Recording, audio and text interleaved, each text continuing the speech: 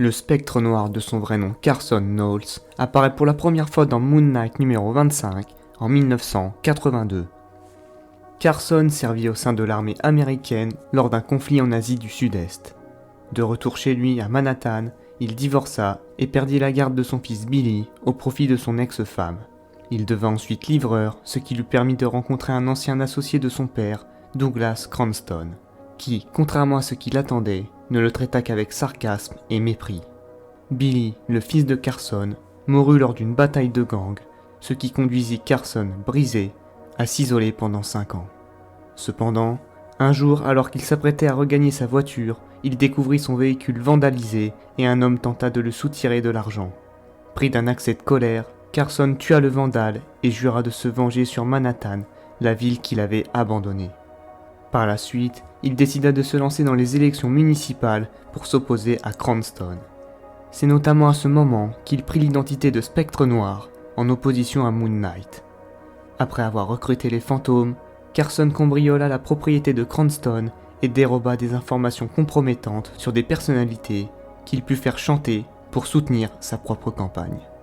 Carson ne s'arrêta pas au cambriolage puisqu'il agressa Cranston en tant que Spectre Noir. Cependant, Moon Knight intervint mais ne réussit pas à le maîtriser. Il réussit seulement à arracher le masque de Carson. Ayant vu le visage du Spectre Noir, Moon Knight le reconnut dans une affiche électorale et il envoya Marlène s'informer sur lui avant de dévoiler aux journalistes la véritable identité du Spectre Noir. Plus tard, Carson fut une nouvelle fois confronté à Moon Knight et bien que dominé, ce dernier réussit à jeter Carson dans la foule, ce qui lui permit de lui retirer son masque, le condamnant ainsi à 20 ans de prison. Utilisant ses influences politiques, Carson fut placé en liberté conditionnelle après quelques années d'incarcération. Carson revêtit de nouveau son costume sous l'influence du dieu Seth et recruta des fantômes. Redevenant un acteur politique, il permit notamment à Bushman de rentrer aux États-Unis. Après avoir enlevé le conseiller municipal Jonathan Van Keen, le Spectre Noir se retrouva face à Moon Knight et Scarlett DeVitro. Ces derniers sauvèrent le conseiller et firent fuir le Spectre Noir. En attendant l'arrivée de Bushman, Carson et Moon Knight livrèrent un combat dans un aéroport avant que Scarlett n'arrive sur les lieux. Cette dernière faillit tuer Carson, mais fut empêchée par Moon Knight qui voulait connaître les plans de Seth et Bushman. Une fois ces plans révélés, Carson fut une nouvelle fois incarcéré. Après avoir été libéré sous conditionnel quelques mois après son incarcération, il rentra en conflit avec Hector Gomez, son agent de probation, qui lui extorqua de l'argent sous la menace.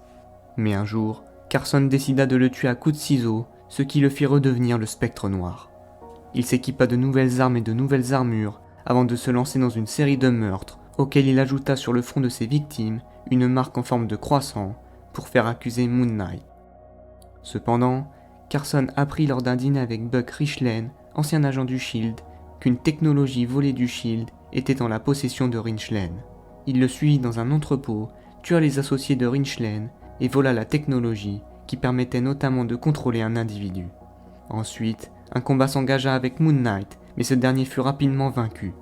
Pendant qu'il récupérait, Carson tenta de s'attaquer à Stark qui présidait une cérémonie. Moon Knight s'interposa, mais fut de nouveau vaincu. Il réussit néanmoins à pousser le Spectre Noir du toit. Ce dernier tomba de plusieurs étages et il mourut lors de l'impact. Pratiquant le karaté et le judo, Carson est un très bon combattant à main nue, mais il est également un brillant stratège.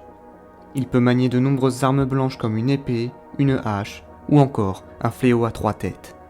Concernant son équipement, le Spectre Noir porte un aume et une armure à l'épreuve des balles. Son armure est d'ailleurs dotée de pointes sur les épaules, mais également sur les gants. Merci à tous d'avoir regardé la vidéo sur le Spectre Noir. Si elle vous a plu, n'hésitez pas à vous abonner et à liker. Et sur ce, je vous dis à la prochaine.